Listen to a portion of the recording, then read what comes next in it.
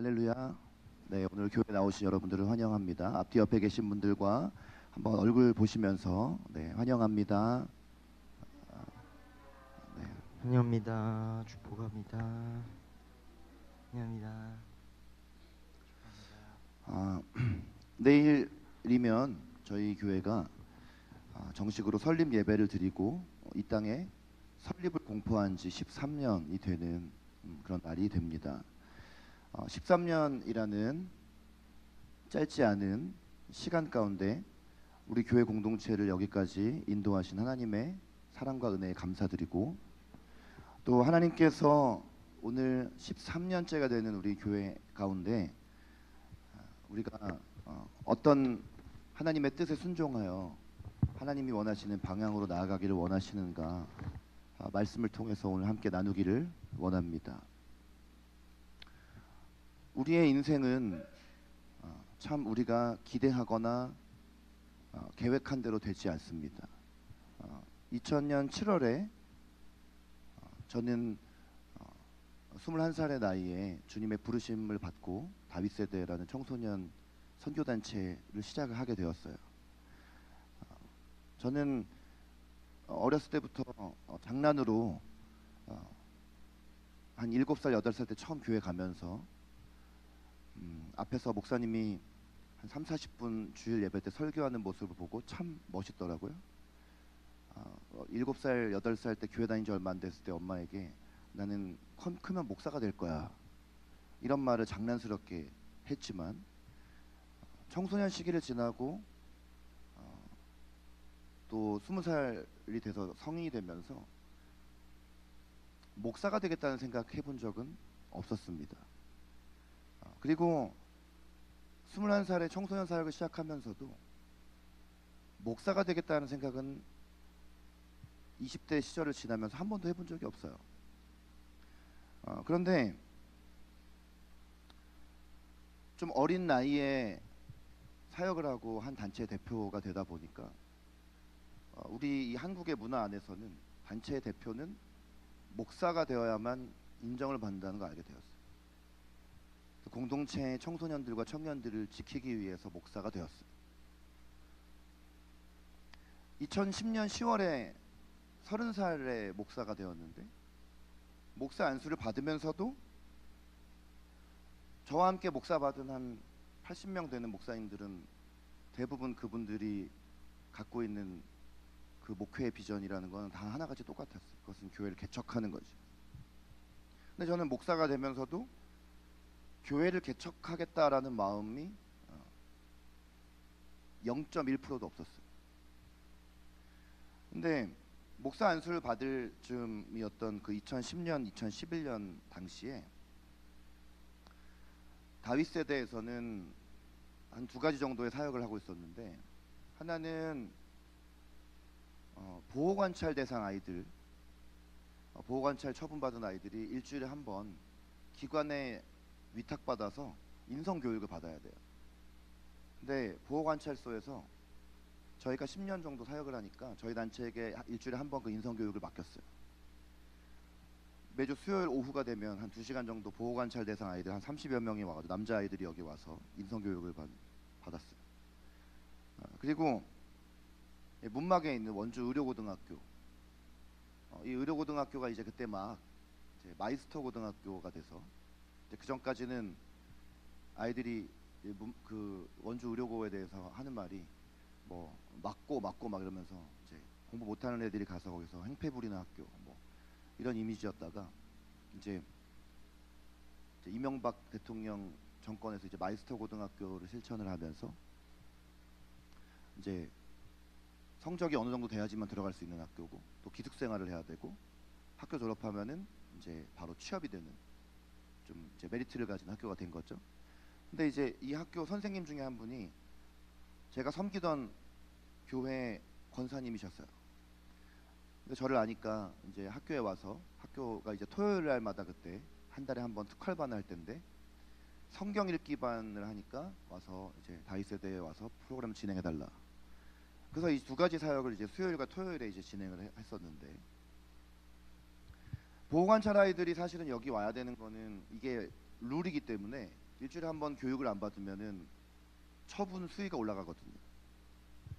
그래서 10주 동안 어쩔 수 없이 이제 꼼짝없이 법무관님이 이렇게 데려와서 여기 앉아가지고 교육을 받아야 되고, 의료고 성경 읽기 반 같은 경우는 이름은 성경 읽기 반이지만 사실은 아이들은 특활반에 갈 때 보통 취미 생활을 하거나 아니면 본인들이 이제 취업하는 데 도움이 되는 어떤 기술, 자격증을 따는 반들을 들어가기를 원합니다. 근데 그런 반은 너무 경쟁률이 세기 때문에 빨리빨리 다 인원이 차버리니까 남은 아이들, 전부 이 아이들이 성경 읽기 반에 온 거예요. 사실은 본인들이 원해서 임성 교육을 받거나 성경 읽기 반을 하는 게 아닌 거죠. 근데 저희 간사들은 이제 이 사역을 하면서 정말 기도하면서 진심으로 이 아이들을 대하고, 또 이렇게 하다 보면 아이들이 처음에는 막 와서 억지로 여기 와서 앉아 있어도 조금씩 마음이 열리고 간사들에게 자기 개인적인 어떤 삶의 이야기들을 하고, 사실 제가 편의점에서 이렇게 물건을 털고 이런 거는 내가 정말 그렇게 원한 게 아니라 집에서 아빠 엄마가 너무 불화가 있고 이러니까 너무 화가 나는데 이거 어디다 풀 곳이 없었는데, 아빠 엄마는 너무 모범생같이 살아온 사람이고 나는 그런 아빠 엄마에게 나도 화가 났다라는 거를 좀 보여주기 위해서 편의점을 털었어요. 이런 얘기를 이제 하는 거예요. 근데 이렇게 아이들의 마음이 열리니까 이 아이들의 마음이 어디로 가냐. 어느 날 지금도 기억나는 게, 의료고 성경 읽기 반에 갔는데 어떤 애가 뒤에 제가 앉아 있는데 와가지고 그래요. 여기 목사님 간사님들 여기 돈 받고 와서 하는 거예요? 돈 받고 하는 게 아니잖아요. 그래서 제가 그때 얘기를 한 거죠. 우리는 하나님을 믿고 하나님께서 너희를 사랑하시는 걸 알기 때문에 여기 와서 돈 안 받고 시간 헌신하는 거야.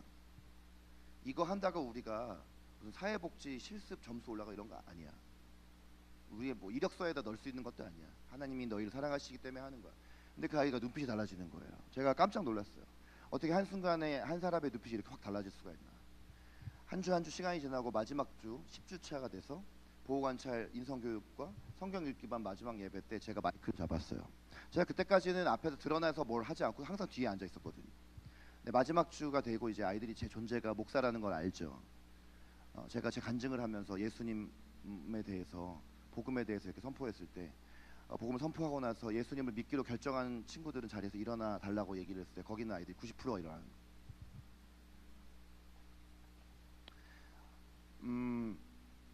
깜짝 놀라고, 그리고 사실 이 아이들이 이제 예수를 믿었으니까 교회 가야 되잖아요. 근데 제가 목사이긴 하지만 그때는 제가 선교단체 대표 목사이기지만 교회를 담임하는 목사가 아니었던 거예요. 저는 그 당시에 제가 부교역자 섬기던 교회를 나와서 단체 대표 사역을 하면서 여러 서울에 있는 교회들을 다니면서 탐방을 하고 있을 때 한 2년에 걸쳐서 우리나라 웬만한 그 좀 목사님이 설교 잘하시고 좀 잘 알려진 교회 중에 제가 거의 안 가본 교회가 없어요. 2년간 104주 동안을 제가 교회를 탐방했기 때문에 한 주일마다 2개, 3개 교회씩 갔기 때문에 그리고 저는 사실은 전혀 뭐 교회를 뭐 개척하겠다라는 마음은 정말 전혀 없었습니다. 그런데 이제 그 당시에 마침 의료고등학교가 문막에 있잖아요. 그 의료고등학교에서 걸어가면 한 300m 정도 되는 거리에 있는 어떤 한 교회 목사님을 제가 알던 분인데, 그분이 제가 이제 따로 교회 사역을 안 하는 거 아니까 주일 오후 예배 때 중고등부 헌신 예배니까 목사님 와서 설교해 주세요. 그래서 이제 그 교회 가서 이제 설교를 하러 가서 목사님하고 앉아서 이렇게 차를 마시는데 목사님께 제가 그 얘기를 한 거예요. 목사님, 최근에 의료고 애들이, 성경 읽기 반 애들이 한 20명 정도가 예수님을 믿겠다고 그러는데, 목사님 여기 학교에서 가까운 교회고 여기 중고등부 아이들도 한 20명 있는데 목사님 교회에 2배로 부흥할 텐데 이 아이들을 좀 이 교회에서 받아주시면 어떨까요? 그럼 당연히 저는 막 되게 기쁘고 기대하는 마음으로, 그 목사님 훌륭한 분이세요. 내가 좋아하는 분인데, 근데 그 목사님이 그 얘기를 했더니 뭐라고 하시냐면, 절대로 걔네들 우리 교회 오면 안 된다. 우리 교회 애들 착한 애들인데 걔네들 우리 교회 오면은 걔네들 어울려서 같이 술 먹고 담배 필 거 아니냐, 걔네들 와가지고 우리 교회 와서 분위기 흐릴 거 아니냐, 물 버릴 거 아니냐는. 제가 설교하기 전에 목사님과 이 대화를 하고 이런 대답을 듣고 그날 예배 때 설교를 하는데 얼마나 마음이 무거운지. 당연히 저는 예수님을 믿겠다는 아이들을 교회에서 이렇게 환영하지 않을 거라고는 생각을 안 해본 거예요. 그날 집에 돌아와서 마음이 너무 무거운 마음이 있어서 일주일 동안 기도원에 가서 기도를 해보자. 이걸 어떻게 해결해야 될 것인가. 분명히 하나님은 나에게 교회를 개척하라고 하진 않으실 거고, 그럼 분명히 주님의 방법이 있을 건데 주님이 말씀해 주시겠지. 옛날 같으면 진짜 산기도를 해가지고 소나무 뿌리를 뽑을 심정인 것이죠. 그래서 가서 이제 거기서 일주일 동안을 이제 계속 주님의 뜻을 물으면서 기도를 하는데 하루 이틀 3일 4일까지도 하나님은 뭐라고 마음을 안 주세요. 근데 왜 마음을 안 주시냐면 제가 딱 하나님의 고음성만은 안 들으려고 마음을 닫아놓고 있었기 때문에. 나는 교회 개척은 아니다. 담임 목사는 내 어떤 부르심이 아니다. 근데 마지막 이제 여기 이제 산에서 내려와야 되는, 기도가 내려와야 되는 때가 되니까 하나님 뭐 어쨌든 내가 이 아이들을 사랑하니까 어떤 말씀을 하셔도 순종하겠습니다 했더니 하나님이 딱 한 문장을 주세요. 그물을 준비하라. 그물을 준비하라. 고기를 잡아 오려면 그물을 준비를 해야 되는데 새로운 물고기를 이렇게 올리려면 새로운 그물이 있어야 된다는 거예요. 하나님 이거 무슨 뜻입니까? 교회를 개척하라.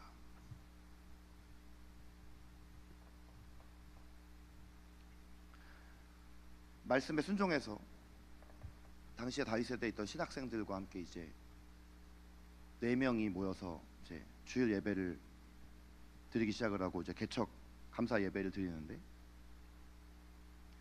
교회를 개척하라 하셨으니 이제 전도했던 그 보호관찰 아이들과 의료고 아이들이 저희 교회로 다 몰려오면 저희 교회 기본 40명인데 막상 교회는 개척했는데 2년 동안 우리 4명이 한 주도 빠짐없이 주일 예배를 드리는데 개미 한 마리 들어오지 않는.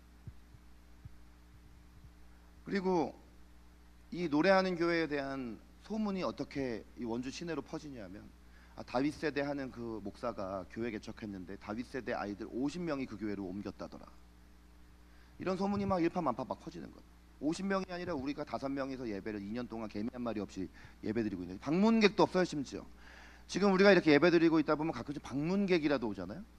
근데 정말 우리 개척 감사 예배 드리는데 여기 개척 감사 설립 감사 예배 드릴 때 사람이 몇 명 하는 줄 아세요? 80명이 왔어요. 80명의 축복을 받고 이 교회가 시작이 되었어요. 유명한 CCM 가수 분이 와서 축가를 불러주셨어요. 5명 외에 정말 아무도 오지 않고 2년의 시간을 지났어요. 근데 2년이 지나고 나니까 한 사람 한 사람 기대했던 청소년들 청년들이 오는 게 아니라 어른들이, 어른 세대의 분들이 이제 교회를 오는데 다 하나같이 기존에 다니던 교회에서 열심히 봉사하시고 헌신하시던 분들이에요. 신앙이 있는 분들이세요. 근데 이분들이 공통적으로 열심히 봉사하고 헌신하다가 그 봉사와 헌신에 대해서 목회자나 교회 중직들에게 인정을 받지 못하니까 상처를 받고 저희 교회를 오신 거였어요. 열심히 봉사하고 헌신하다 상처받고 교회를 왔으니 저는 교회를 오면은 먼저 가가지고 이제 그분들한테 집사님 뭐 이런 것 좀 해주세요. 뭐 식사 봉사를 좀 해주세요. 뭐 우리 교회에서 뭐 회계를 맡아주세요. 뭐 아니면 뭐 주일학교를 한번 만들어서 시작을 해보세요. 저는 그런 부탁을 이제 안 한 거예요. 왜냐하면 교회에서 헌신하고 봉사하던 분들이 여기 교회에 왔으면 먼저 회복해야 될 건 예배가 회복이 돼야 되니까. 당장 헌신하고 봉사하는 게 우선이 아니라 예배가 회복이 돼야 되니까 제가 안 맡겨드린 거예요. 잘하지 않았습니까? 근데 이분들은 오해를 한 거예요. 아니 왜 나에게 일을 시키지 않는가? 이전에 교회에서 너무 프로그램 중심 교회라서 저는 교회 안에 여태까지 거의 어떤 프로그램도 도입해 본 적이 없어요. 근데 전에 교회에서 프로그램 때문에 상처받고 우리 교회에 왔다는데 처음에는 와가지고 막 제가 목사님의 오른팔입니다 막 이러던 집사님이 1년 지나더니만 갑자기 저보고 우리 교회는 왜 양육이 없습니까? 한 6개월 전에 우리 교회는 왜 전도를 안 합니까? 제가 이제 얘기를 하죠. 하나님께서 마음 주시면 하겠습니다. 하나님께서 성령님이 인도해 주시면 하겠습니다. 한 2년 지났더니 저는 지금도 잊을 수 없는데요. 그 집사님이 우리 교회에서 이제 당회를 구성할 때인데 그 당회원이었는데 저보고 제가 그 집사님이 당회 때 어떤 말씀을 이렇게 하시는데 제가 좀 약간 웃었어요. 그랬더니 목사가 어디 웃냐는 거예요. 저보고 깜짝 놀랐어요. 목사가 어디 웃습니까? 목사가 어디 당회에서 웃습니까? 제가 비웃은 게 아니라 그냥 웃은 거예요. 이렇게 지금 설교 때 웃었듯이 웃은 거예요. 그리고 얼마 안 돼서 그 가정이 교회를 떠났어요. 그게 2022년도였고 마지막 한 가정이 남아있던 가정마저 2023년 7월에 저희 교회를 떠났어요. 청년들만 7명 남았는데 3개월 주기로 1명 나가고 또 1명 나가고 또 1명 나가다가 작년 4월 5월이 되었는데 저희가 4명이 남았어요. 교회에 성도가 이렇게 줄어들기 시작을 하면 담임 목회를 하는 입장에서는 당연히 이게 이제 교회를 이제 그냥 교회 사역을 이렇게 마무리하라는 것인가라는 생각을 하게 돼요. 정말 오랜만에 다시 그 처음에 교회 개척하라는 마음 받았던 기도원에 전도사님하고 같이 올라가가지고 이제 5일 동안을 또 다시 이제 기도를 하는데 내가 받은 마음이 있어도 먼저 얘기하지 말자. 황강은 전도사가 얘기를 하는 걸 들어보자. 하나님이 똑같은 하나님이라면. 그래서 물어봤어요. 이제 기도를 다 마치고 이제 5일째가 될 때 뭐 어떤 마음을 주시더냐. 교회를 지금 문을 닫으면 안 된다는 거예요. 근데 올라갈 때는 저 사람도 이거 교회 사역 이제 하나 마무리하는 것 같아요. 이러면서 가서 서로 그런 얘기하면서 간 거야. 근데 기도 다 끝났는데 먼저 얘기했는데 교회를 문 닫으라는 게 아니라 지금 있는 사람들을 더 열심히 잘 양육을 해야 된다는 거예요. 예배의 자리를 지키고. 우리는 그때 거기를 올라가면서 이제 교회를 잘 마무리하고 이제 제가 이제 일본 선교사로 이제 나가라는 주님의 그런 사인을 확증을 받으려고 간 거야 사실은. 근데 먼저 그렇게 말하는 사실은 저도 일주일 동안 기도하는데 하나님 그 똑같은 마음 주셨거든요. 그리고 이제 와가지고 열심히 남아있는 청년들을 양육을 한 거예요. 한 주 지나고 또 몇 달이 또 그 상태로 지났어요. 4명이 예배드리는 가운데.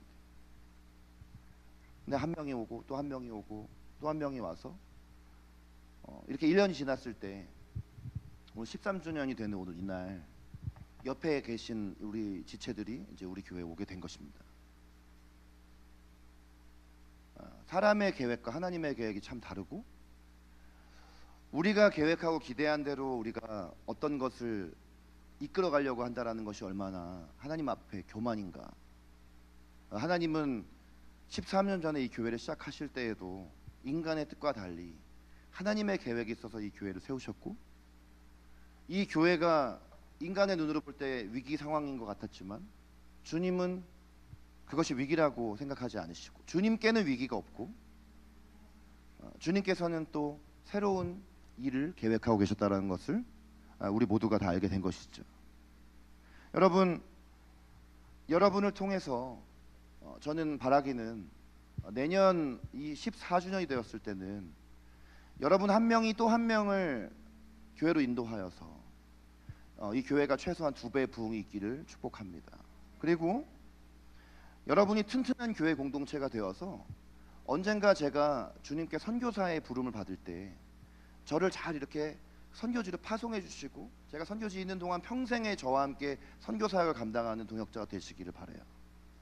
선교지에 여러분들이 방문도 해주시고 그럼 만약에 그렇게 된다면 또 이 교회에는 새로운 또 목회자를 주님이 보내주시겠죠. 그러면서 이 교회가 건강한 교회 공동체가 되기를 전 소망합니다. 여러분 오늘 사도 바울은 에베소서 1장에서 아주 엄청난 말씀을 주십니다. 그 말씀은 이렇게 말씀을 하고 계세요. 교회가 예수 그리스도의 몸이라는 것이에요. 그리고 교회가 예수 그리스도의 몸이라는 것은 여러분 예수님 어떤 분이십니까? 예수님은 삼위일체 하나님이시고 죽음을 이기시고 부활하신 만물의 통치자이시며 만물의 주관자이시며 우리 인류에게 가장 우리가 닥쳐 있는, 또 우리가 누구나 피할 수 없는 죽음이라는 엄청난 존재를 이겨내신, 우리가 그 안에 있으면 우리 또한 그 죽음을 이길 수 있는 놀라운 분이신 것이죠. 근데 교회가 그분의 몸이다라고 했어요.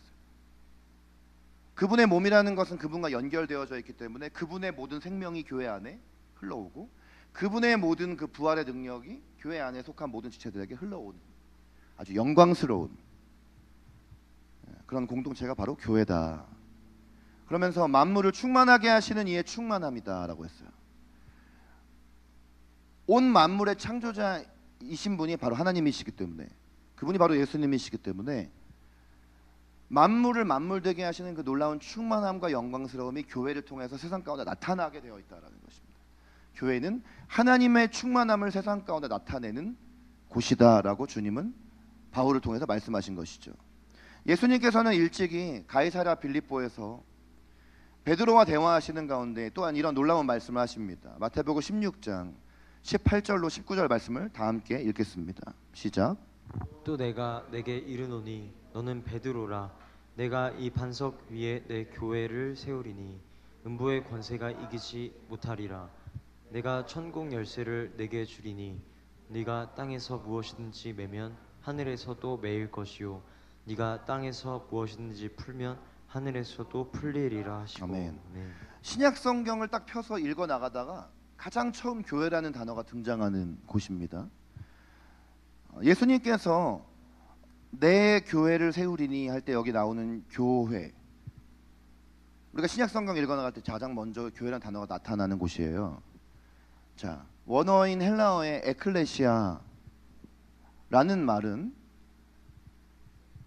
부름받은 사람들이란 뜻입니다. 불러냄을 받은 사람들.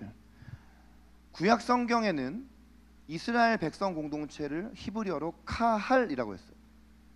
근데 이 카할이라는 단어가 신약 성경에 와서 헬라어로 번역되어질 때 에클레시아라고 번역되었어요. 사실 원래 이 에클레시아라는 말은 그 당시에 로마 황제가 군대로 소집한 사람들을 지칭하던 말이에요.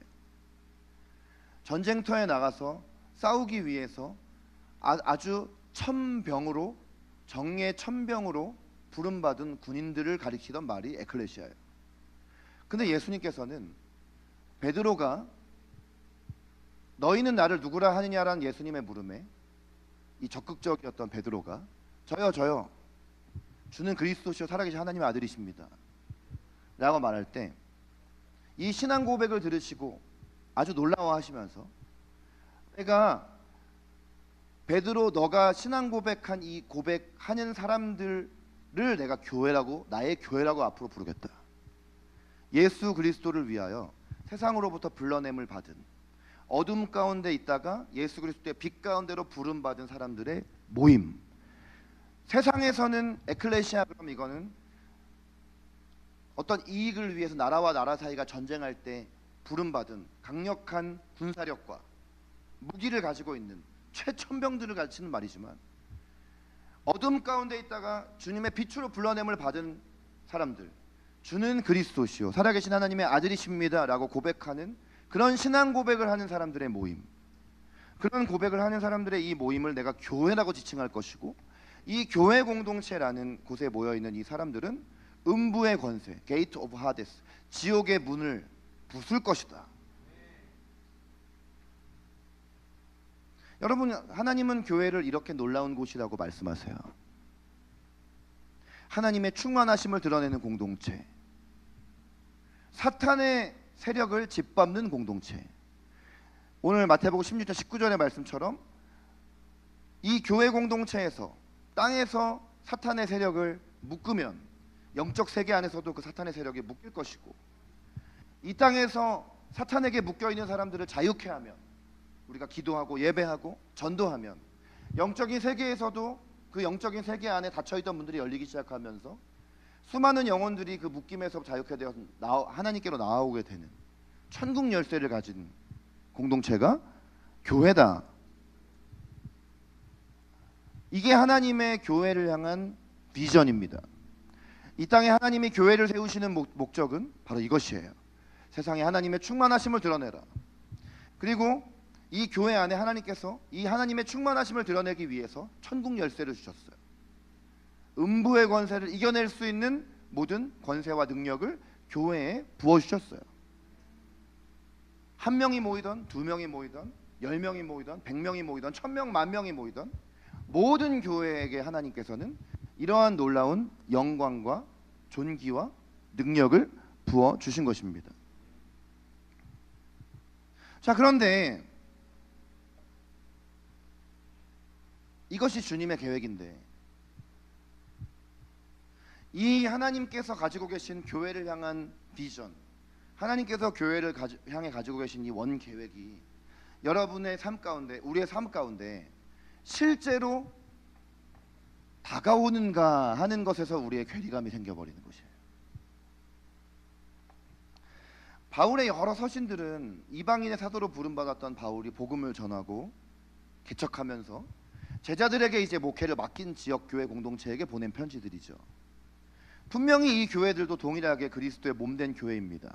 그런데 우리가 성경을 읽어보면 이 서신서를 받았던 교회들 안에 얼마나 많은 문제들이 있었나. 우리가 지난주에 고린도 전서를 보았잖아요. 지난주에 보았던 이 고린도 교회라는 곳은 교회 내부에서 일어날 수 있는 모든 문제들을 모아놓은 것처럼 문제투성이의 공동체였어요. 분열의 문제가 가장 심각한 문제였지만 분열의 문제를 위시해서 여러 가지 교리적인 문제가 있었고 실제적인 삶의 문제가 있었고 인생의 말년에 반모섬으로 유배당에 가 있던 노년의 사도 요한에게 예수님께서 나타나서 주셨던 마지막 때에 관련된 메시지 요한계시록에 담겨 있죠. 요한계시록 2장에서 3장에 걸쳐서 예수님께서는 요한에게 소아시아 지역에 있었던 7개 교회 공동체를 향한 메시지를 주십니다. 여러분, 이것은 당시에 실제로 소아시아 지역에 저렇게 지도상에 존재했던 지역교회 공동체들이에요. 예수님께서 이 교회 공동체들을 향해서 어떤 교회 공동체를 향해서는 칭찬을 쏟아부어 주세요. 서머나 교회, 빌라델비아 교회를 향해서는 예수님께서 칭찬을 그저 쏟아부어 주세요. 근데 에베소 교회, 버가모 교회, 두아디라 교회, 사대 교회를 향해서는 칭찬도 하시면서 책망도 하세요. 에베소 교회를 향해서는 처음 사랑을 버렸다. 버가모 교회를 향해서는 너희가 발람의 교훈과 니골라당의 교훈을 지키는 자가 너희들 교회 안에 존재하고 있다. 두아디라 교회를 향해서는 음행을 행하는 이세벨과 같은 여자를 너희가 허용했다. 사대 교회를 향해서는 너가 이름은 살았다고 하지만 실상 죽은 자다. 라오디게아 교회, 이 라오디게아 교회가 가장 문제이죠. 칭찬 한마디 없이 욕만 먹었어. 예수님께 뜨겁지도 않고 차갑지도 않고 미지근하니 내가 입에서 너를 토해내리라.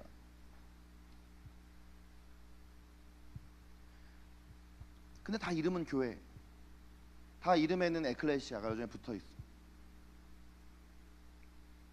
우리가 그리스도인으로서 꽤 존경의 대상이 되는 바울은, 이 바울이라는 사람이 옆에서 이 바울을 신실하게 동역했고 옆에서 서포트했던 그 동역자가 누구예요? 바나바이잖아요. 바나바. 근데 처음에 안디옥 교회에 파송을 받고 이 바울과 바나바가 금식과 기도 가운데 선교사로 파송을 받잖아요. 그런데 이제 1차 전도 여행 잘 마치고 이제 2차 전도 여행 가야 되는데 바나바의 의견은 뭐냐면 이번 2차 전도 여행에는 마가를 꼭 데리고 갑시다. 근데 바울은 이 마가를 데리고 가기를 원치 않았어요. 그 당시만 해도 마가는 세상을 사랑하고 주님을 사랑하는 이 신앙의 열정이 없던 사람이었어요. 근데 여러분, 성경을 보면 이 바울과 바나바는 신실한 동역자의 관계였지만 성격은 전혀 다른 사람들이었어요. 벌써 이름부터가 바나바는 위로의 아들, 정말 위로자, 격려자, 따뜻하고 정말 사랑이 넘치는 사람이었던 반면 바울은 진리라면 어떤 것과도 타협하지 않는 성격의 사람이었는데, 문제는 바울도 바나바도 둘 다 이런 장점이 있었지만 이것이 아직 주님의 손에 잘 다듬어지지 않았던 사람들이었던 것이죠. 사실 한 발짝 떨어져서 이 둘의 이런 분열의 모습을 보면 각자가 서로 조금씩 타협할 수 있어야 하는데 그러지를 못하고 2차 전도여행 직전에 이 둘이 서로 결별을 하게 됩니다. 1차 전도여행을 기껏 잘 서로 팀워크를 이루어서 사역을 했는데 이 문제 하나로, 마가의 문제 하나 때문에 결별을 하게 되어져요. 여러분, 갈라디아서 2장 11절에서 14절에 보면은 바울이 안디옥에서 베드로를 만났다라는 기록이 있습니다. 사실 베드로는 예수님의 원래 직계 제자들 중에서 가장 지도자격에 속하는 사람이잖아요. 바울은 예수님의 직계 제자가 아니라 나중에 예수님이 승천하신 후에 직접 예수님께서 바울에게 나타나셔서 만났던 사람이란 말이죠. 사실 이 두 그룹이 섞이기 쉽지 않은 거예요. 근데 심지어 바울이 베드로를 만났는데 바울은 이방인의 사도로 부름받은 사람이었고 로마 시민권자였기 때문에 특별히 이방인들에 대해서 마음에 긍휼함이 있었던 사람이거든요. 근데 베드로는 유대인이에요. 그러니까 이 베드로가 이방인들과 함께 식사를 했어요.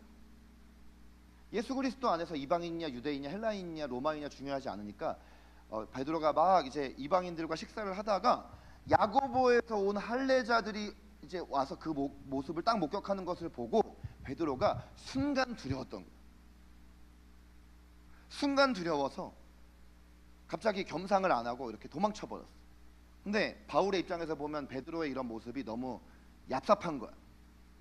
그 책망을 한 거예요. 바울과 베드로가 이렇게 트러블이 있었던 거예요. 바울과 바나바도 트러블이 있고 바울과 베드로도 트러블이 있고.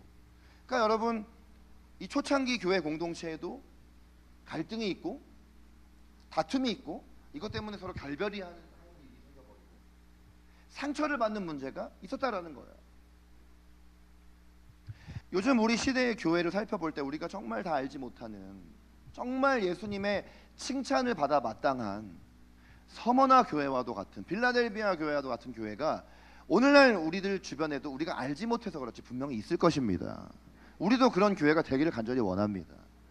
반면에 우리가 참 많은 매스컴을 통해서 듣게 되거나 우리 주변의 지인들을 통해서 듣게 되거나 아니면 더 직접적으로는 여러분이 우리 노래하는 교회 오기 이전에 섬겼던 교회 안에서 일어났던 사건들,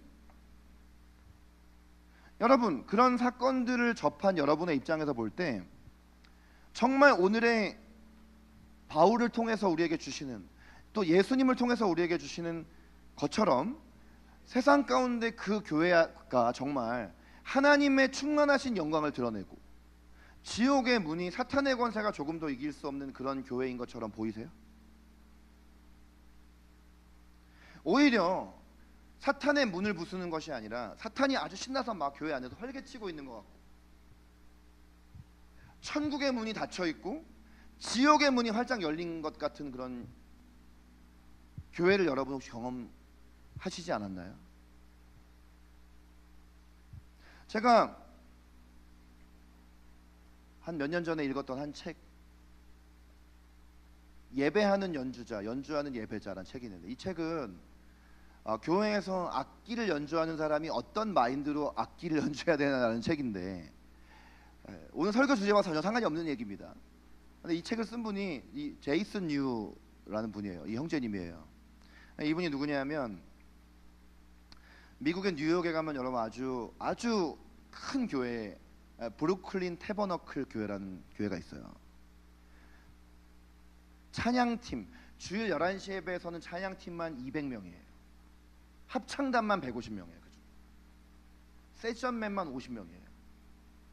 담임 목사님 사모님이 전체 찬양팀의 디렉터예요. 짐 심발라 목사님 담임하는 교회예요.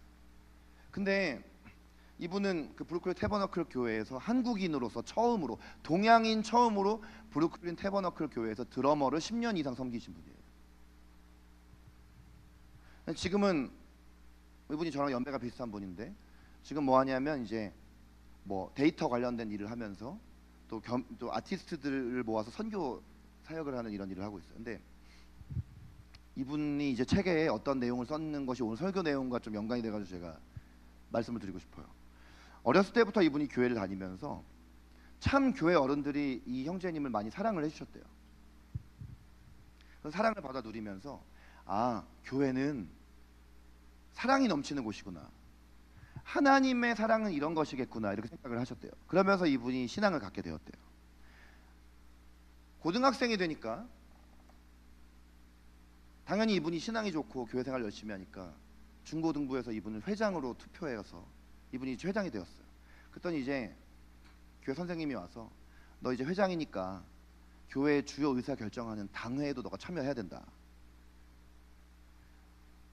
교회가 교회의 주요 안건이나 의견을 모아서 결정하는 당회라는 곳은 또 얼마나 아름다운 곳일까, 이분이 생각을 했어요. 당회원들이라는 그 장로님, 권사님, 집사님들은 하나같이 다 자기가 어렸을 때부터 자기한테 사랑을 베풀어 주셨던 너무나 따뜻하고 인자하신 분들이었다라는 거죠. 그래서 이분이 당회를 기대하면서 들어갔어요. 근데 당회가 진행되다가 교회 재정을 운영하는 부분에 대한 영역을 이제 회의를 하기 시작을 하는데 갑자기 자기가 평상시에 어른들의 모습에서 보지 못했던 고성과 쌍욕이 오고 가는 모습을 보면서 이분이 너무나도 실망을 했어요. 상상할 수도 없었던 모습이었어요. 그러면서 이분이 그날 어떤 마음을 품게 되었냐, 나는 철저하게 하나님을 떠나서 사탄을 숭배해야겠다라는 마음을 갖게 되었다는 거예요. 실제로 그래서 이분이 그날 교회를 떠나 그날부로 교회를 바로 박차고 나가고 수소문을 해서 사탄을 숭배한다는 대학생 형을 만났어요. 그래서 그 형한테 형, 사탄을 숭배하려면 어떻게 해야 됩니까? 그랬더니 락 음악을 들어야 돼, 메탈을 들어야 돼. 근데 그냥 메탈이 아니라 사탄 숭배자들이 하는 메탈 음악, 데스 메탈이라는 걸 들어야 돼. 그러면서 이 형제님이 데스 메탈에 빠졌어요. 데스 메탈이라는 장르가 실제로 있거든요. 사탄을 숭배하는 사람들, 사탄을 숭배하는 내용을 담은 노래예요, 이게. 그래서 이분이 자기가 드럼을 어렸을 때부터 쳤기 때문에 막 메탈, 그 사탄을 찬양하는 메탈을 연주하려면 이 드럼 스킬이 엄청나야 되거든요. 그래서 열심히 막 드럼을 막 친 거예요. 그리고 이분이 이제 성인이 되었어요. 아주 하나님에 대해서, 교회에 대해서 냉소적인 마음을 갖고 어른이 되었어요. 근데 20대 초반의 나이가 되었을 때 어떤 사람이 이 형제님에게 와가지고 있잖아, 어떤 교회에서 찬양 팀원을 모집한다고 하는데 드러머를 모집을 한대. 근데 너가 교회 찬양팀 드러머를 하면 네 드럼 실력도 늘고 좋지 않겠어? 사탄 숭배를 하는 사람의 입장이지만 그래도 교회에서 드럼 치면 좋으니까 거기 입단을 한 거예요. 그래서 이제 준비 모임을 하는, 찬양 준비 모임을 하는 곳에 갔는데 당연히 준비 모임을 하러 가면은 연습을 할 줄 알아요. 리허설을 할 줄 알았는데 모이더니 그 찬양팀의 리더 목사님이 기도회를 한다라는 거예요. 근데 기도회 중에 목사님이 다 기도를 이렇게 인도하는 게 아니라 사람들 보고 돌아가면서 기도를 인도하라고 시키는 거예요. 근데 이 사람은 지금 교회를 떠난 지가 오래됐고 사탄 숭배자인 사람인데 자기는 그냥 드럼 실력 늘려고 여기 들어온 사람인데, 근데 옆에 있는 사람한테 한 명씩 돌아오다가 자기 차례를 딱 오기 직전에 목사님이 갑자기 찬양을 부르더래요. 찬양을 부르시더래요. 주님과 같이 내 마음 만지는 분은 없네. 이 찬양을 부르는데 갑자기 이 형제님이 이 찬양을 부르는데 찬양 가운데 하나님 임재하셔서 자기가 얼마나 하나님께 그동안 잘못을 했는지가 막 회개가 일어나기 시작을 하더래요.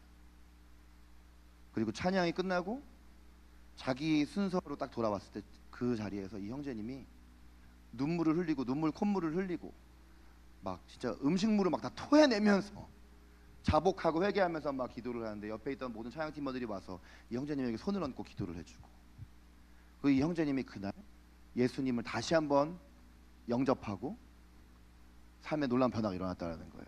근데 여러분, 이 형제님이 그때 들어갔던 팀이 디사이플스예요. 그리고 그 목사님이 천관웅 목사님이에요. 그러니까 이 형제님이 바로 그 디사이플 찬양팀의 초기 드러머였던 분인 거예요. 여러분 지금 제가 말씀드린 이 이야기는 해피엔드로 끝났잖아요. 이 형제님 지금 너무나 놀랍게 신실한 형제님이 되어서 네, 뉴욕의 브루클린 태버너클 그 교회의 드러머로 섬겼고 지금도 정말 신실하게 이런 책을 쓸 만큼 좋은 사역자가 되었지만, 여러분 지금 이 형제님이 경험했던 이와 같은 비슷한 일들이 우리 주변에서 얼마나 많이 일어나냐라는 거예요. 얼마나 많은 다음 세대들이 교회 안에서 음부의 권세를 이겨내는 일들이 아니라 마치 사탄이 활개치는 것과 같은 이런 일들 가운데 마음의 상처를 받고 주님을 떠나는 일들이 일어나느냐. 그렇지 않아도 어렸을 때부터 크리스천 부모의 영향으로 교회에 의무감으로 출석하던 청소년들이 성인이 되면서 50%가 교회를 떠나는 실정에서 어떤 사람들은 아예 신앙의 여정을 벗어나는 사람들도 있지만, 불신자가 되고 무신론자가 되고 타종교로 가는 사람들도 있지만, 소위 우리가 말하는 가난한 성도가 되는 사람들, 그리고 최근에 코로나 시간을 지나면서 이렇게 플로팅 크리스천, 그냥 물 위에 둥둥 떠 있는 사람, 한 주는 이 교회 갔다가 한 주는 저 교회 가고, 그리고 한 주는 또 온라인으로 다른 교회 예배 드려보고, 이렇게 1년 52주를 다 어느 공동체에도 속하지 않으면서 그냥 이렇게 둥둥둥 떠다니고 있는 이런 플로팅 크리스천 현상이 나타나기 시작해버린 것이죠. 그들이 아직까지 그래도 신앙을 떠나지 않은 것은, 여전히 그들이 그리스도인인 것은 교회에서 사람들에게 상처를 받기는 했지만 여전히 그들은 예수님을 믿고 있기 때문에. 그러나 사람들에게 상처받았다고 해서 교회를 떠나서 혼자 신앙생활을 하는 것은 말씀을 통해서 볼 때 결코 하나님의 뜻이 아닙니다. 성경은 신앙생활이라는 것은 개인이 아니라 공동체 중심이어야 함에 대해서 처음부터 끝까지 말씀을 하고 계세요. 구약 성경 첫 시작에서 아담과 하와라는 서로 다른 두 개인이 만나서 부부가 되어 가정을 이루는 공동체의 시작을 이야기하고 있고, 구약 성경 전체의 메시지는 특정한 개인이 아니라 하나님께서 선택하신 이스라엘 백성 공동체를 향해서 주신 메시지예요. 복음서는 예수님의 제자들이라는 공동체를 향해서 말씀하고 계시고, 모든 서신서는 특정 지역의 한 개인이 아니라 그 지역에 존재하고 있는 그리스도인 공동체를 향해서 주신 말씀이에요. 여러분 단순하게 생각해 볼 때 신앙생활이라는 것은 예수님을 우리의 구원자와 주님으로 믿고 하나님의 말씀에 순종하며 살아가고자 하는 사람들 아닙니까? 그런데 하나님의 말씀에 순종한다는 것은 예수님께서 말씀하신 하나님을 사랑하고 이웃을 사랑하라는 이 두 계명을 따라 살아가는 것이 크리스천의 삶인데, 혼자 신앙생활을 하면 어떻게 우리가 이웃사랑을 하겠습니까? 여러분 오늘 우리에게 주시는 이 하나님의 말씀에 교회는 영광스럽고 아름다운 공동체임을 말씀하고 계시지만, 실상 그렇지 못한 이유는 이렇게 말씀하신 하나님께 그 원인과 이유가 있는 것이 아닙니다. 하나님의 말씀은 만물의 창조자이시며 통치자이시며 주관자이시며 심판자이시자 인도자이신 선하시고 완전하시며 무엇보다 우리를 사랑하시는 하나님의 입으로부터 선포된 말씀이기 때문입니다. 그러면 이 말씀이 우리의 삶 가운데 성취되지 않는 문제는 어디에 있는 것입니까? 그것은 교회 공동체가 사람들의 모임인데, 그 사람들이란 모두가 천사 같은 의인들의 모임이 아니라 모두가 영화로워진 의인들의 모임이 아니라 죄인의 모임이고 환자의 모임이기 때문이에요. 여러분 예수님과 누가복음 5장 31절 32절에서 말씀하신 것을 보세요. 읽어보겠습니다. 시작. 건강한 자에게는 의사가 쓸데없고 병든 자에게라야 쓸데있나니 내가 의인을 부르러 온 것이 아니요 죄인을 불러 회개시키러 왔노라. 아멘. 예수님께서 말씀하시잖아요. 병든 사람에게는 의사가 쓸데없는 것처럼 나는 의인이 아니라 죄인을 불러 회개시키러 온 사람이다. 사실 하나님이 필요한 사람들은 세상에서 살아갈 때 인생길을 걷는 가운데 내 힘과 능력으로 도저히 살아갈 수 없음을 아는 사람들이 하나님을 필요로 하는 것입니다. 그렇기 때문에 교회로 인도함을 받는 사람, 여러분 옆에 앉아 계신 바로 그분 한번 얼굴 한번 보시죠. 네, 이분 얼굴 지금 웃고 있지만 어쩔 수 없이, 근데 여러분 이거 아셔야 돼요. 그 사람이나 나나 환자다라는 것입니다. 그 사람이나 나나 다 죄인이다라는 걸 아셔요.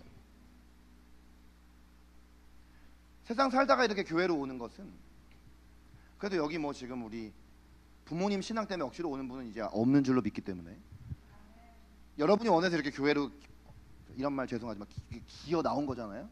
이렇게 세상에서 정말 내 힘으로 사는 게 안 되는 걸 아닐 것 같죠. 뭐 여기 교회 와가지고 여러분이 뭐 괜찮은 사람인 거 드러내려고 뭐 하러 왔겠어요. 다 여기 다 쓰레기 같은 죄인들만 모인 곳인데, 재활용 쓰레기통이에요 교회는. 네, 여기는 지금 재활용 쓰레기들이 모여 있는 거예요. 우리 다 쓰레기인데 하나님이 이거 좀 재활용하시겠다고 우리 안에 남아있는 하나님의 형상 보시고. 그러니까 여러분들이 아무리 여기에 막 예쁜 얼굴로 멋있는 얼굴로 좋은 옷 입고 여기 와서 앉아있다 해도 다 쓰레기예요. 이 안에는 얼마나 더럽고 악한 것들이, 추악한 것들이 있는지. 그러니까 교회라는 곳은 아무런 문제가 없는 곳이 아니라, 교회 안에 뭔가 문제가 일어난다는 것은 아, 이게 정말 교회구나, 이렇게 생각을 해야 하는 겁니다. 아무런 문제가 발생하지 않는 교회, 여러분 한번 생각해 보세요. 여러분, 어떤 서울에 있는 교회는요 정말 문제가 전혀 없대요.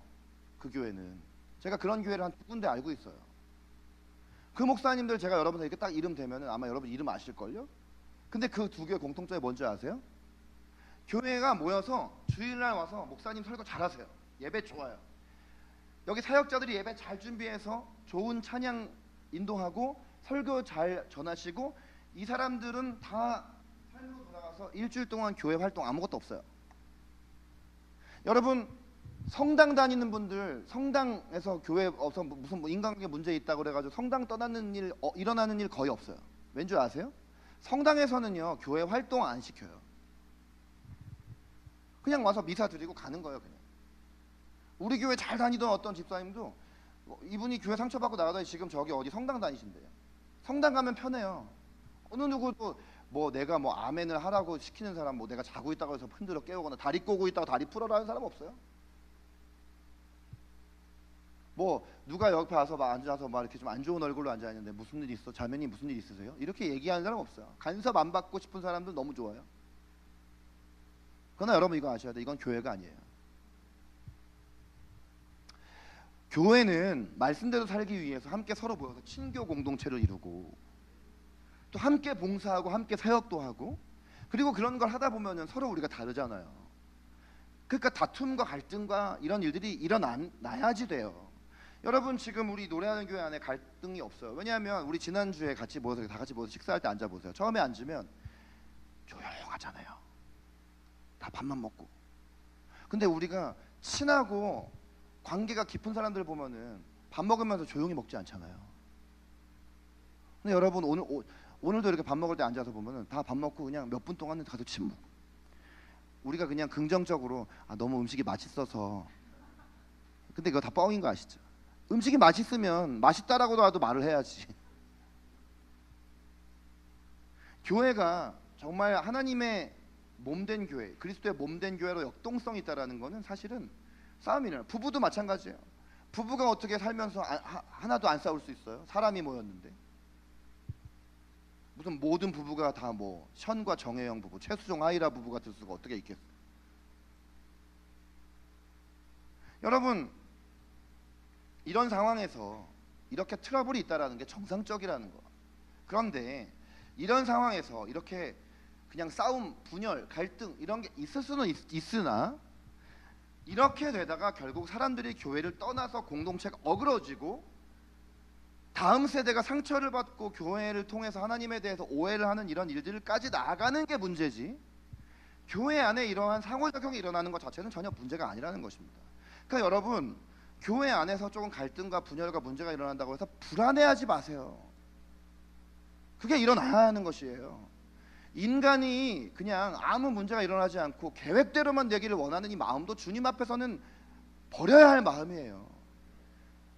분열이 없으면 그만큼 우리 교회는 서로 친밀함이 없다라는 거예요. 싸움이 일어나지 않으면 그만큼 우리 안에 연결성이 없다라는 거예요. 근데 중요한 건 문제는 뭐냐? 그 다음으로 가야 된다라는 거예요. 자, 교회는 예수 그리스도의 몸이지만 성경은 이 몸의 머리가 누구라고 합니까? 예수님. 에베소서 4장 15절에 이렇게 되어 있습니다. 오직 사랑 안에서 참된 것을 하여 범사에 그에게까지 자랄지라. 그는 머리니 곧 그리스도라 그랬어요. 교회가 그리스도의 몸이지만 이 몸에 머리가 있어요. 머리에 들어있는 뇌. 이 뇌라는 부분은 신체 기관에서 모든 것을 통제하고 통치하는 기관이에요. 그래서 사람이 뇌의 기능이 멈추면 사람의 삶을 끝났다고 봅니다. 교회가 문제가 있을 수는 있으나 말씀대로 음부의 권세가 이기지 못하는 천국 열쇠를 가진 공동체가 되어지고 세상 가운데 만물을 충만하게 하시는 하나님의 충만을 드러내는 공동체가 되고 하나님께서 세우신 목적대로 영광스러워지려면 그냥 교회가 아니라 예수님 말씀하신 것처럼 예수님께서 무슨 교회라고 하셨어요? 내 교회라고 하셨잖아요. 내 교회. 에? 그냥 교회 그러면 그건 그냥 에클레시아. 그 당시에 그게 로마 군대라니까요. 근데 예수님이 뭐라 하냐면 나의 교회라고 하죠. My church. 예수님의 교회. 예수님께서 머리 되신 교회. 교회.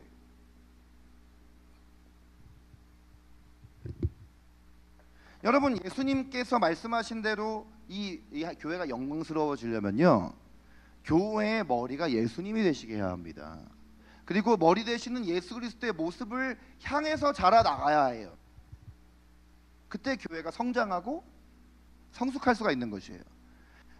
사람이 신체적으로 성장을 할 때 성숙도 같이 일어나야 진짜 잘하는 것이죠. 몸은 성인의 몸을 갖고 있는데 정서적으로나 영적으로는 어린아이의 모습을 가지고 있으면 성장은 일어났지만 성숙되어지지 않은 것이죠.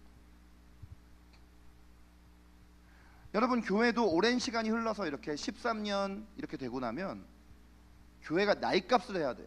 그러면 성숙이 일어나야 하는 것입니다. 고린도서 12장 27절은 너희는 그리스도의 몸이요 지체의 각 부분이라 그랬어요.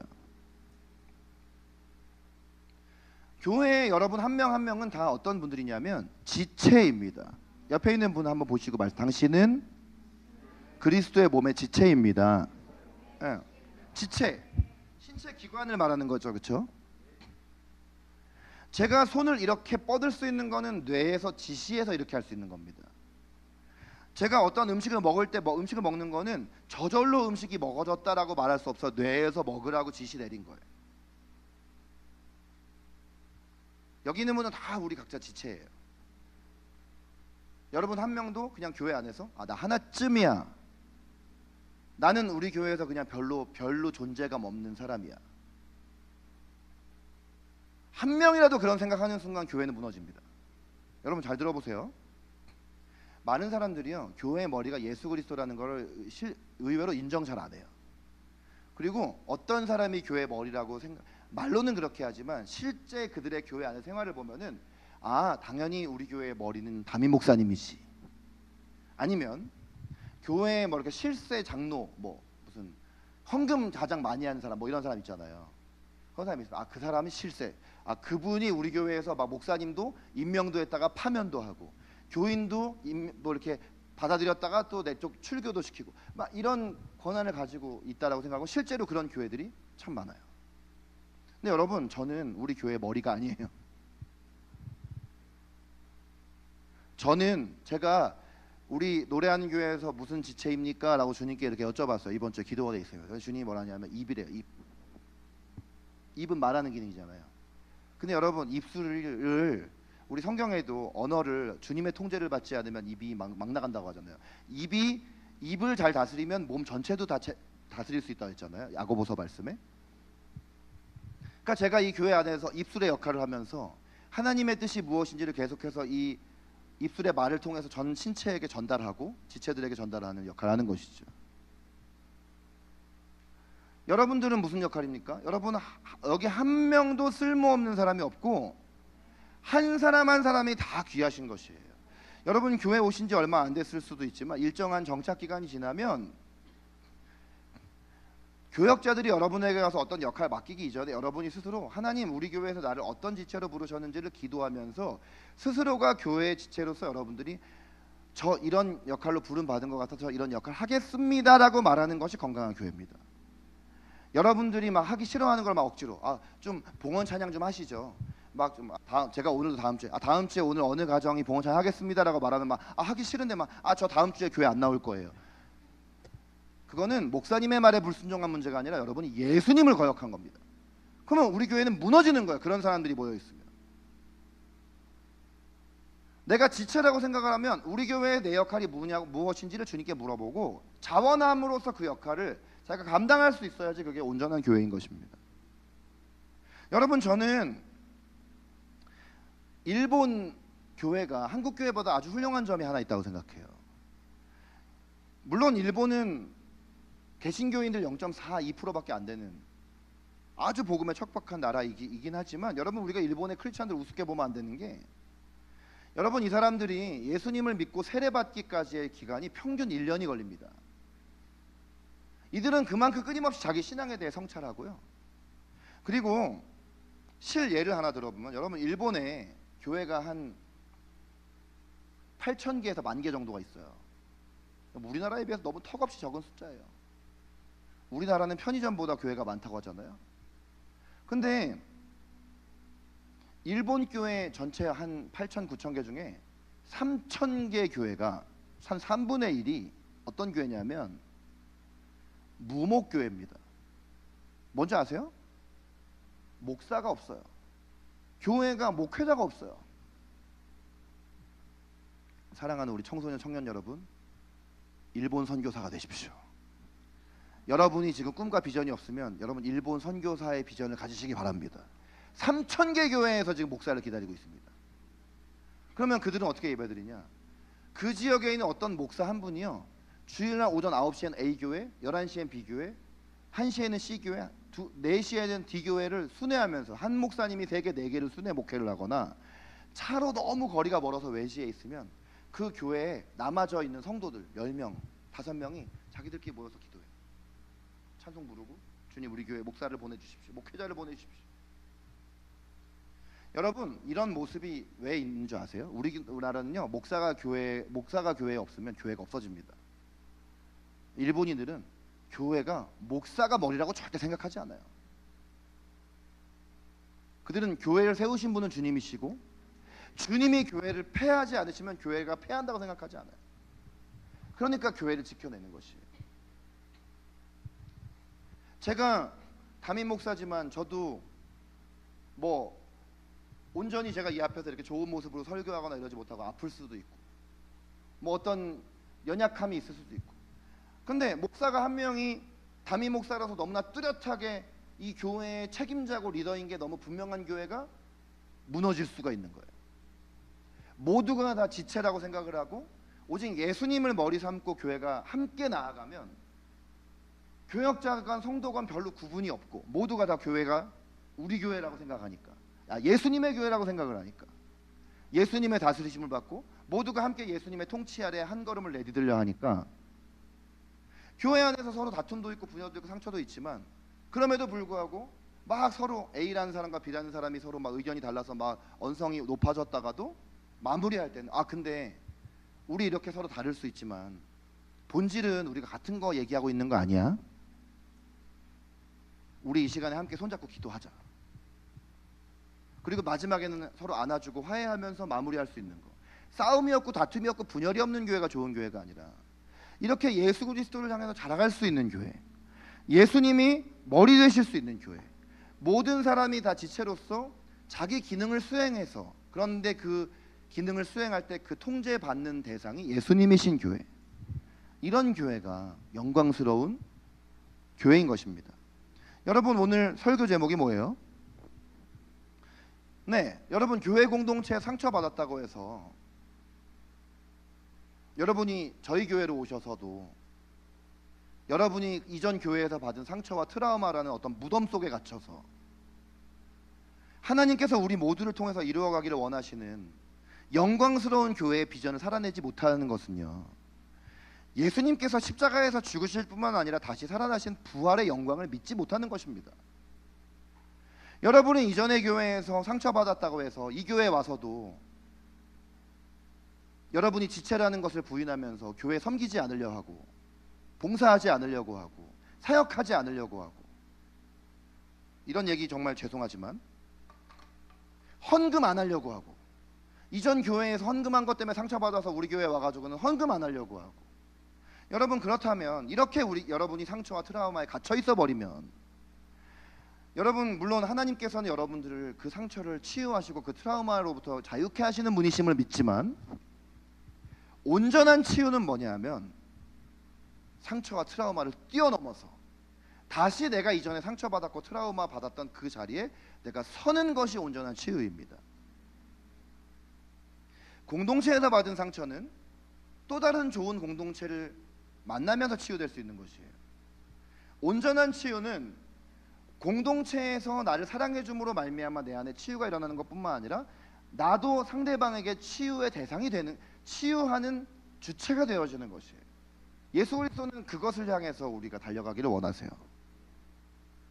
넘어졌다가도 다시 일어나서 예수 그리스도를 함께 바라보며 서로를 축복하고 용서하고 기도하면서 앞으로 나아갈 수 있는 은혜, 이것이 교회에서 받은 상처를 치유하고 예수님께서 말씀하시고 바울이 말씀한 영광스러운 교회로 세워져 가는 과정인 것을 여러분이 믿으셔야 합니다. 여러분, 바울이 3차 전도여행 초기 에베소서 3년을 지낼 때 바울이 바나바와 헤어져서 2차 전도여행을 떠난 뒤로 한 5년 정도 지났을 때 고린도전서 9장 5절 6절에 보면 나와 바나바만이 아내를 얻을 권리가 없고 또 일하지 않을 권리가 없느냐 이렇게 말해요. 이건 무슨 말이냐면 바울과 바나바가 마가의 문제로 2차 전도여행 전에 결별했지만 이 둘은 결국 예수 그리스도 안에서 다시 화해가 되었고 다시 동역자가 되었다는. 어렸을 때는 다듬어지지 않은 성품 때문에 서로 결별이 일어나고 갈등이 있었지만 결국 예수 그리스도가 머리 되시는 것을 믿고 그들이 서로 화해하고 다시 관계가 회복되어졌을 때 성경은 그것을 이렇게 나타내고 있는 것입니다. 그리고 바울은 머지않아서 마가도 용서하고 받아들여서 마가라는 사람도 자신의 아주 신실한 동역자임을 성경에서 드러내고 있어요. 교회는 이런 곳입니다. 교회는 이런 모습일 때 주님의 영광스러움을 세상과 나타낼 수 있습니다. 여러분, 이런 것이 바로 교회의 영광스러움이고 아름다움이라는 것을 믿으신다면 여러분들이 교회가 되십시오. 여러분들이 교회의 각 지체로 서십시오. 상처와 트라우마라는 무덤에서 나오십시오. 교회를 세워가십시오. 주님, 저는 우리 교회에서 어떤 지체로 부르심 받았습니까? 주님, 저희 교회에서 제가 감당해야 할 역할은 무엇입니까? 13주년이 오늘 주님 앞에 오늘 물어보시기 바랍니다. 그리고 주님의 답을 들으십시오. 그리고 그 답대로 살아내십시오. 그러면 우리 교회, 노래하는 교회는 세상 가운데 오늘 말씀 가운데 약속되어진 대로 만물을 충만하게 하신 하나님의 충만함을 드러내고 음부의 권세가 이길 수 없는, 숫자와 상관없이 재정의 규모와 상관없이 하나님께서 그렇게 놀랍게 사용하시는 교회로 세워지게 될 것입니다. 믿으시기 바랍니다. 하나님의 말씀입니다. 진리의 말씀입니다. 눈을 감고 주님께 나아가십시다.